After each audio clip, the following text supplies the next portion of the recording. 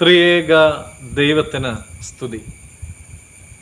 അഭിവന്യ doctor Abraham more Severios തിരുമനസ് ഇല്ലിത്തോടിൽ സ്ഥാപിച്ചിട്ടുള്ളതായ saint Ignatius hermit's ആശ്രമത്തിൽ നിന്നുള്ള പ്രഭാത ചിന്തയിലേക്ക് എല്ലാവർക്കും സ്വാഗതം.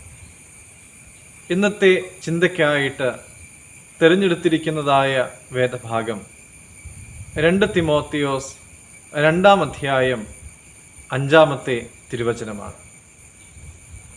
ഒരുത്തൻ മല്ല് കെട്ടിയാലും ചട്ടപ്രകാരം പോരാടിയില്ലെങ്കിൽ കിരീടം പ്രാപിക്കുകയില്ല. കുഞ്ഞു ക്ലാസ്സുകൾ മുതലേ കുഞ്ഞു കുഞ്ഞു മത്സരങ്ങളിലൊക്കെയും പങ്കെടുത്തിട്ടുള്ള ആളുകളാണ് നമ്മളെല്ലാവരും. മത്സരങ്ങളുടെ നിയമങ്ങൾ അനുസരിച്ച് പോരാടിയെങ്കിൽ മാത്രമേ വിജയിക്കുവാനായിട്ട് സാധിക്കുകയുള്ളൂ എന്ന് നമുക്കെല്ലാവർക്കും തന്നെ അറിയാം. ട്രാക്കിലൂടെ ഓടി എല്ലാവരെക്കാളും പിന്നിലായപ്പോൾ ഗ്രൗണ്ടിന് കുറുകെ ഓടി എല്ലാവരെക്കാളും മുമ്പിലെത്തിയ ഒരു കൊച്ചുമിടുക്കൻ്റെ വീഡിയോ കണ്ട് ആനന്ദിച്ചവരാണ് നമ്മളൊക്കെ. എല്ലാവരെയും പിന്നിലാക്കിക്കൊണ്ട് അവൻ ഫിനിഷിംഗ് ലൈൻ മറികടന്നു എങ്കിലും അവന് സമ്മാനം കിട്ടിയില്ല. നമ്മുടെ ആത്മീക മണ്ഡലത്തിൽ നമ്മളെല്ലാവരും ഒരു മത്സരക്കളത്തിലാണ്. ഇവിടെ ഒരു പ്രത്യേകതയുണ്ട്.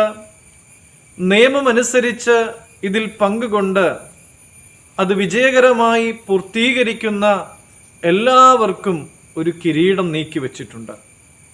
വചനം പറയുന്നുണ്ടല്ലോ, നീതിയുടെ കിരീടം നീതിയുള്ള ന്യായാധിപനായ കർത്താവ് ആ ദിവസത്തിൽ എനിക്ക് നൽകും. എനിക്ക് മാത്രമല്ല, അവൻ്റെ പ്രത്യക്ഷതയെങ്കിൽ പ്രിയം വെച്ച എല്ലാവർക്കും കൂടെ. നിയമങ്ങൾ അനുസരിക്കാത്ത ആരും തന്നെ വിജയികളായി തീരുന്നില്ല. ആത്മീയ ജീവിതത്തിൽ വിശ്വാസികൾ പാലിക്കേണ്ടതായ ചില നിയമങ്ങളുണ്ട്, ചില പരിശീലനങ്ങളുണ്ട്, ചില ശിക്ഷണവും ഉണ്ട്. ഫിലിപ്പിയർ 3-ാം അധ്യായം 14-ാമത്തെ തിരുവചനത്തിൽ ഇങ്ങനെ കാണുന്നുണ്ട്, ഒന്ന് ഞാൻ ചെയ്യുന്നു, ഇനി എനിക്ക് ആത്മീയ ജീവിതത്തിൽ 2 മനസ്സോ 2 ചിന്തകളോ ഒന്നുമില്ല, ഒറ്റയ്ക്കൊരു ചിന്ത മാത്രമേ എനിക്കുള്ളൂ. ഒന്ന് ഞാൻ ചെയ്യുന്നു, പിമ്പിലുള്ളത് മറന്നും മുമ്പിലുള്ളത് ആഞ്ഞും കൊണ്ട് എന്നെ വിളിച്ചിരിക്കുന്ന വിളിയുടെ ലക്ഷ്യത്തിൻ്റെ പൂർത്തീകരണത്തിനായിട്ട് ഞാൻ ഓടുകയാണ്. നമുക്കും ഓടുവാനായിട്ട് സാധിക്കണം. പ്രിയമുള്ളവരെ, നമുക്കിങ്ങനെ പ്രാർത്ഥിക്കാം. വചനം പറയുന്നുണ്ടല്ലോ, ഇരുമനസ്സുള്ള മനുഷ്യൻ തൻ്റെ വഴികളിലൊക്കെയും അസ്ഥിരൻ ആകുന്നു എന്ന്. ഇനി എനിക്കൊരു വഴി മാത്രമേ ഉള്ളൂ, അത് കർത്താവെ അങ്ങയിൽ നോക്കിക്കൊണ്ടുള്ളതായ ആ വഴി മാത്രമാണ്.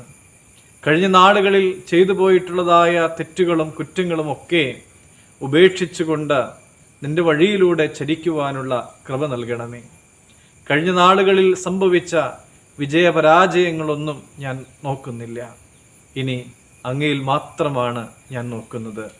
അങ്ങയെ പിന്തുടരുവാനുള്ളതായ ഭാഗ്യം എനിക്ക് നൽകണമേ എന്ന് പ്രാർത്ഥിക്കുന്നു. ദൈവം അനുഗ്രഹിക്കട്ടെ.